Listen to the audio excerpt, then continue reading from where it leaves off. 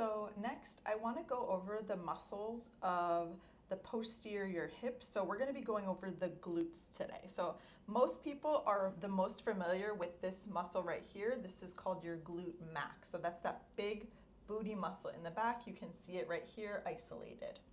Okay, and then actually underneath this big glute max muscle, there's two smaller muscles. You have your glute medius and your glute minimus. So you can kind of see your glute medius here, and then your glute minimus is underneath both of those muscles, really, really up close onto the back of the hip bone. So all of these muscles are your glutes. So this muscle here, your glute max, is in charge of hip extension and external rotation.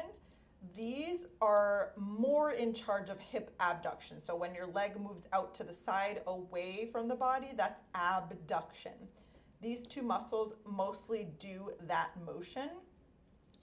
If you look down here, I'm also going to show you another hip abductor, which is not a glute. This is called your tensor fascia lata, or TFL for short. This muscle is not only an abductor, but also a hip flexor. So it works with your iliopsoas to bring the leg out to the side, but it also helps bring the leg up in front of you, which is called hip flexion. So all of these muscles are hip abductors. These are your glutes, which are hip extensors and abductors, and then you get a nice view of those superficial muscles here. I'll just show you this side real quick, but I'm not going to go over it. These are your external rotators. So here you can see your hip glute minimus, which is that muscle that's underneath these two, this one right here.